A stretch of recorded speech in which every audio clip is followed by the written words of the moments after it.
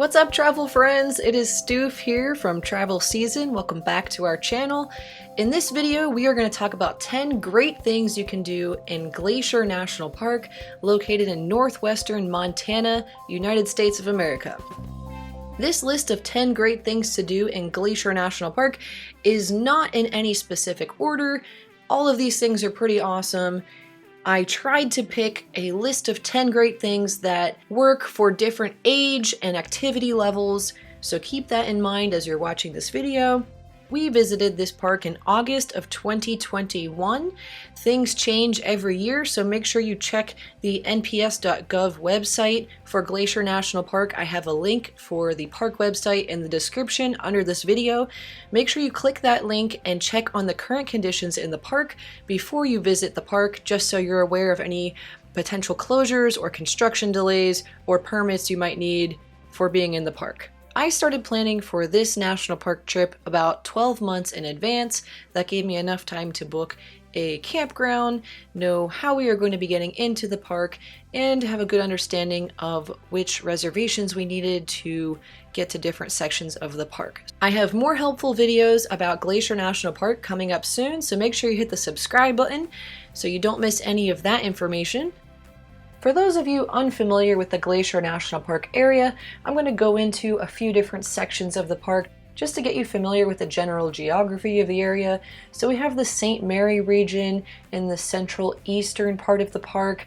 There are the St. Mary Lakes right there. That's where we stayed for our campground. There's also Logan Pass, which is the highest elevation point in the park that you can get on the road. The Going to the Sun Road connects you from St. Mary up through Logan Pass and down over into West Glacier, which is on the western side of the park. And if you head southeast from West Glacier, you get to the Two Medicine area of the park. That's the southeastern section. There is some nice hiking down there, some backpacking, some boat rides you can do across Two Medicine Lake. And in the northeast section of the park, we have the Many Glacier area. That is my personal favorite part of the park. There are a lot of grizzly bears there and lots of amazing hikes. The northwest section of the park this is not the technical term, but I call this the Pretty Lakes region. And here we just have some beautiful, very peaceful, glacial Finger Lakes. And in general, this is a quieter, less traveled section of the park. And then to the north, we have the Canadian border. And in Canada, we have the Waterton Lakes National Park. We didn't visit Waterton Lakes National Park in Canada for this visit. We just stayed in Glacier National Park, so for purposes of this video, we're only going to focus on the United States Glacier National Park, but if you have time and you're interested and it's an option to visit the Canada National Park, I recommend doing that as well. Alright guys, number 10 is the Trail of the Cedars plus the Avalanche Lake Trail. This is a 5.9 miles out and back trail if you make it all the way to Avalanche Lake and head back the way you came, with about 750 feet of elevation gain on this hike. This trailhead is located in the Avalanche Creek area, just northeast of the northeast section of Lake McDonald. This trail starts out relatively flat and easy in a shaded boardwalk area. This is the Trail of the Cedars, and there are some nice little plaques in front of some of the different tree species identifying them. So this is a really great little easy nature walk. About halfway around the Trail of the Cedars loop, you'll see a junction for the Avalanche Lake Trail, and that's what you'll take. This will continue to take you through a cedar forest with lots of moss and little creeks running by. The trail is uphill for a good section here. I would rate this trail as moderate, and it's pretty rewarding once you get over to Avalanche Lake. This is a beautiful, shallow, calm lake with views of waterfalls coming down into the lake.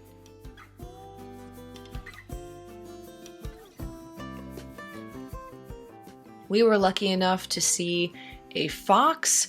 We were sitting there having a snack and I was filming a chipmunk that was kind of running around near us, and then all of a sudden this fox comes out and starts chasing after the chipmunk, and then stopped and stared at us before running back into the woods. So that was a really exciting moment.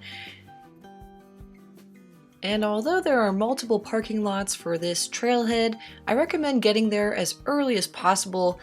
I believe we arrived around 7:30 a.m. and the lot was 3/4 full.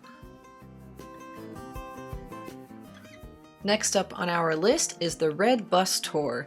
These are those iconic bright red buses you see going on the Going to the Sun Road and other parts of the park. If you've ever visited this park before, you very likely have seen these before.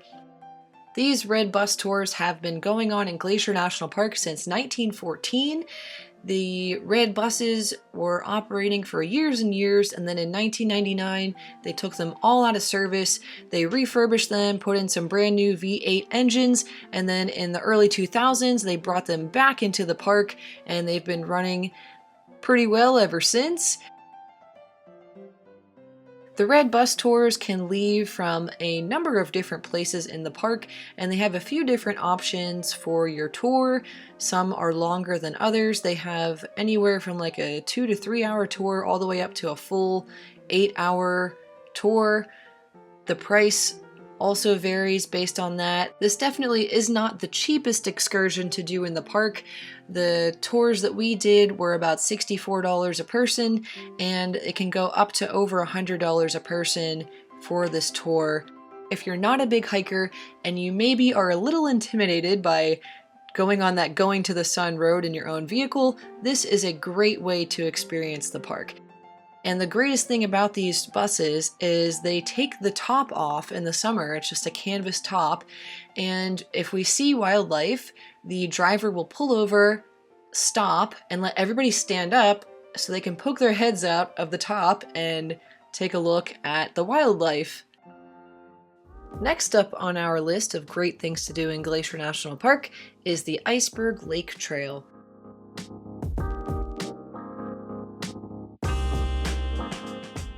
This is a moderate hiking trail, about 9.3 miles out and back, and just under 1,500 feet elevation gain.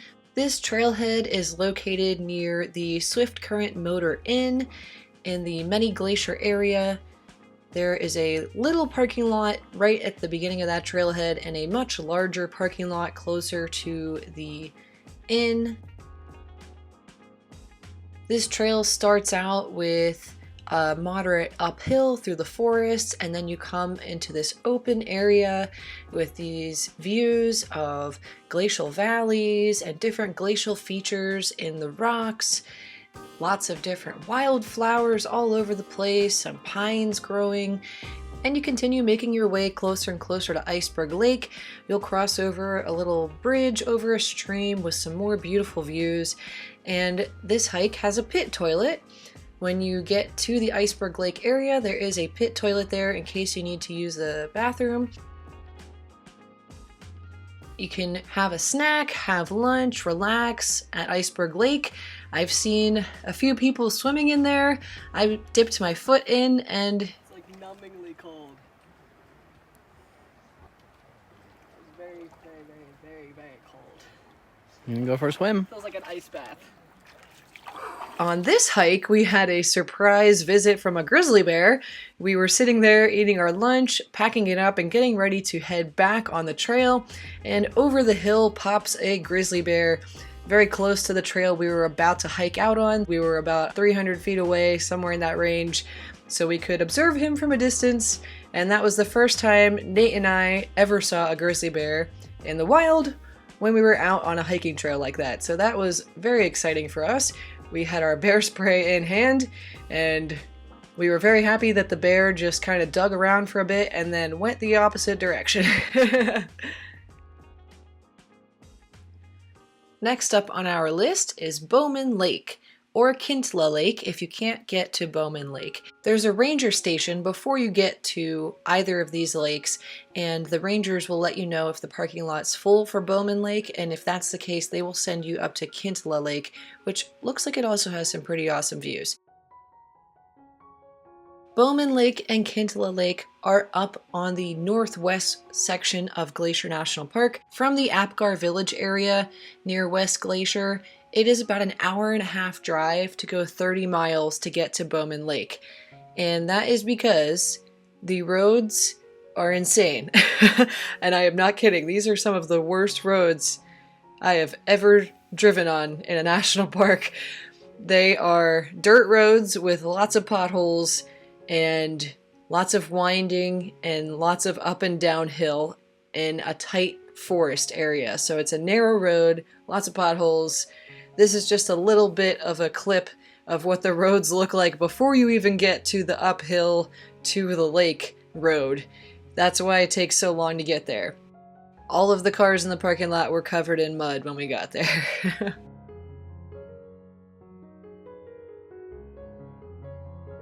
That being said, it is well worth that crazy drive to get up there. Because this area is so difficult to access and the parking lot is so small and doesn't hold a million cars, this is a really quiet, peaceful lake.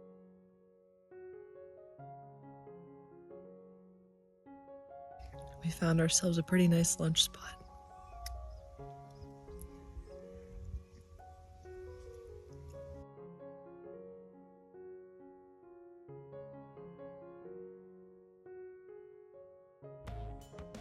Next on our list is the Going to the Sun Road.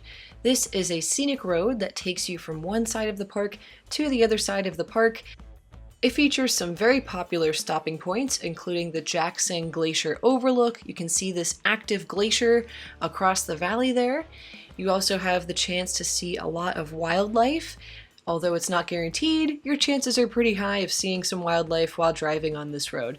We saw a lot of bears, as you can see. And I know it's super exciting to see wildlife, but it's a safer idea to stay in your vehicle if a grizzly is this close to the road and you have the ability to be inside a vehicle.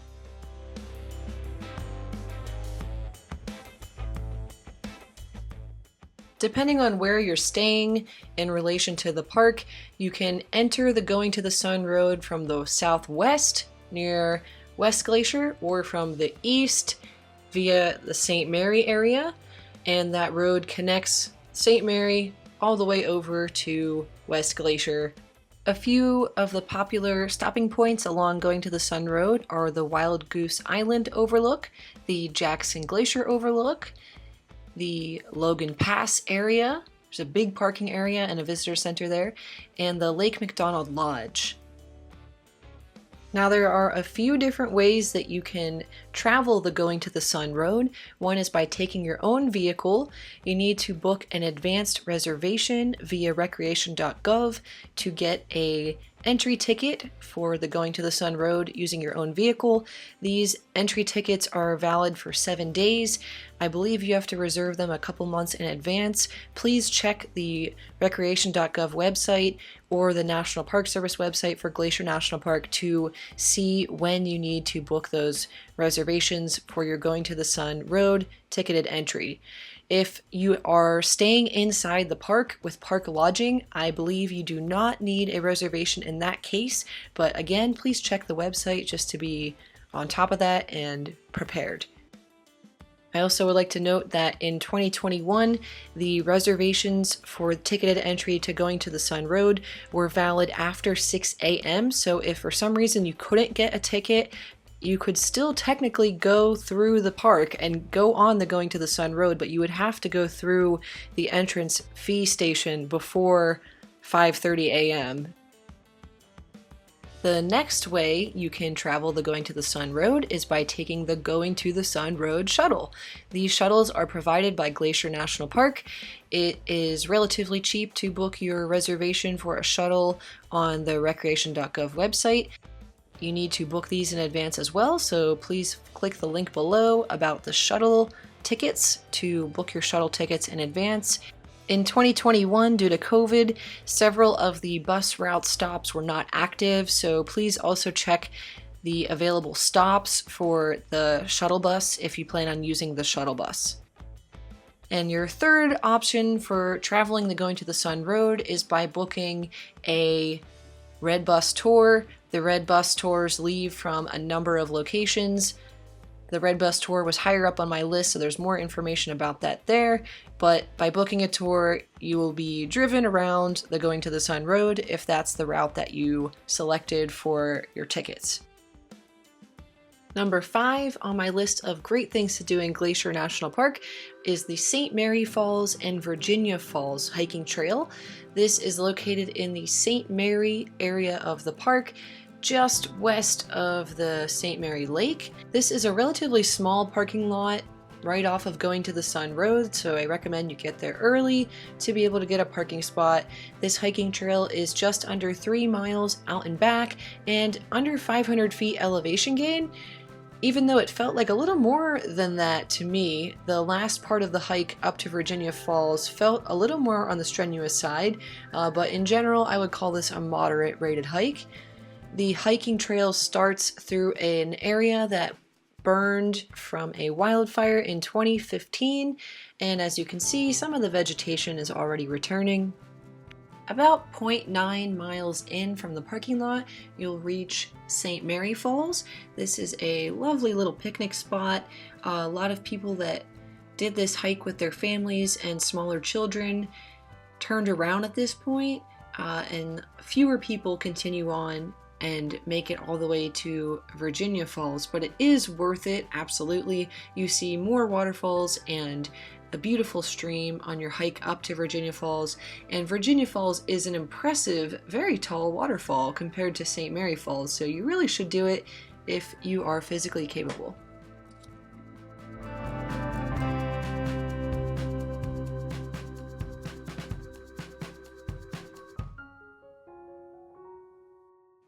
Next on our list is to take a boat tour across one of the many beautiful lakes in Glacier National Park. Glacier Park Boat Company offers trips across Lake McDonald, one that goes on 2 lakes in the Many Glacier area, one from the St. Mary Lake, and one at Two Medicine Lake. We decided to do the boat tour across Two Medicine Lake, also known as Two Med, is what they call the area, and our boat tour was $16.75 per person. It was about a half-hour boat ride across the lake, and this includes your ticket round trip. So that price covers your trip out and your trip back. We took the boat ride out, did a short 2 to 2.5 mile hike to No Name Lake in the Two Med area, and then we made it back in time for the 11:15 boat ride back over to the parking lot on the other side of Two Medicine Lake. Today is Saturday. We took the 9 a.m. boat tour. What was the boat's name? It's named after that mountain. Senepa, yeah. And we took the boat tour across Two Medicine Lake. It was about a half-hour boat ride. Each of these boat tours is unique in its own way. I have a link for the boat tours in the description under this video so you can figure out which one would be best for you. Next up, we have Logan Pass plus the Hidden Lake Trail. This is a gorgeous part of the park. It's an alpine meadow area with these beautiful wildflowers everywhere, a couple of little streams running by. There is a massive parking lot here, but this is one of the most popular spots in the park, so that parking lot fills up very early in the morning. I heard that at 7:30 a.m. this entire massive parking lot was full on the day that we took the shuttle up there. There are restrooms here, a visitor center, and a nice little nature walk with some plaques that have information about the wildlife that make it fun for kids. So this is a great spot to bring your kids to educate them about the wildlife and the plant life in this area. There are a number of hikes that use Logan Pass as the trailhead area, one of them being the Hidden Lake Trail. The Hidden Lake Trail is just over 5 miles out and back with over 1,400 feet elevation gain, and you feel it on those steps. This is a trail that takes you up and away from the parking lot on this very well constructed boardwalk, going uphill, lots of steps. But as you continue to go higher up the boardwalk, you're going higher in elevation and you're getting more and more views of the surrounding area, and it is just so beautiful. To the Hidden Lake overlook, that was pretty cool, but the best part of this hike is this. Look at that. Eventually you'll make it up over a little slope and the trail will flatten out a bit and you'll come to an overlook of Hidden Lake. The Hidden Lake Trail is another great hiking trail for catching views of wildlife. On our hike, we saw a million ground squirrels. We saw a marmot like this guy right here. We saw a mama grizzly and her 2 cubs one day.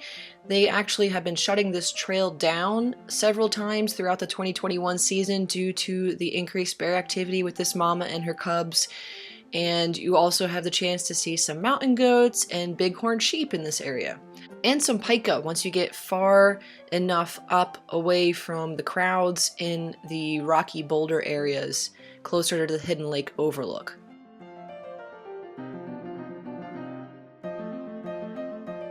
Next on our list is the famous Highline Trail of Glacier National Park. This is a very popular hike in the park. However, most people don't do the entire hike. A lot of people like the initial scary part of the hike where you're hiking on a cliff ledge with the going to the sun road just down below, and they don't go much farther than that. But my recommendation for doing this hike, if you're physically capable, is parking at the Logan Pass parking area or taking the shuttle up to Logan Pass and then hiking from Logan Pass all the way over to the Granite Park Chalet and then taking the rest of that hike down to the loop where it meets back up with going to the Sun Road. That would be 11.6 miles hiking, and you would have only 800 feet elevation gain, but 3,000 feet elevation loss. So you'd be hiking downhill for that last big section of the hike. Our itinerary for the day included parking at the St. Mary Visitor Center near our campground at 7 a.m., hopping on the shuttle from the St. Mary Visitor Center, taking that shuttle up to Logan Pass.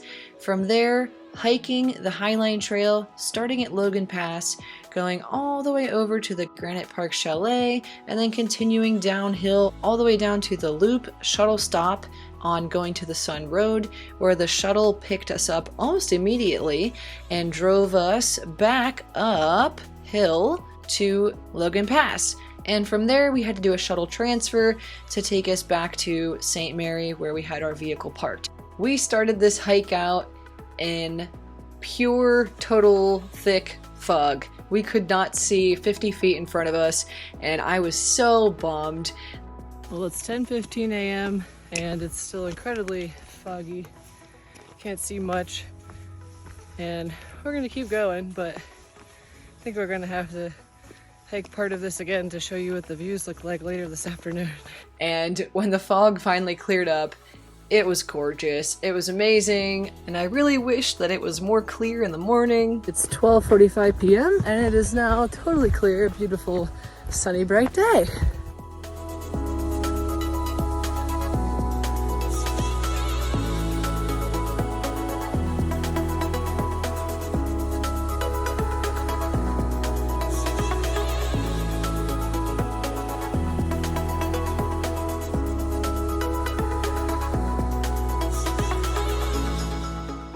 And if you want to add a little more exercise to your hike for the day, you can add 1.2 miles by hiking out and back this little side junction trail for the Garden Wall Trail. This will take you to a beautiful overlook of the Grinnell Glacier. You may have noticed this by now, but if you have a fear of heights, I do not recommend hiking the Highline Trail.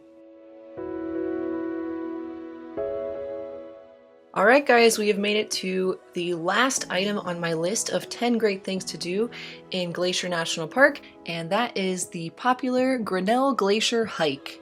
This hike features waterfalls, lakes, wildlife, and takes you to an active glacier in the park. This hike is located in the Many Glacier area of the park, the northeast section, and the parking lot will be full by 7:30 a.m. almost every day, so get there as early as you can. If you can't get parking at this trailhead, you'll need to park over at the Swift Current Motor Inn, which will add almost a mile to your hike.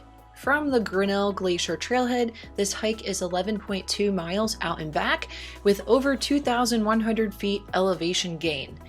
This is a strenuous hike and there are a lot of steps and there are a lot of steep drop-offs, so I don't recommend this hike for children or people that are afraid of heights. The first 2 miles of this hike are relatively flat, and you'll go around Swift Current Lake and then Lake Josephine.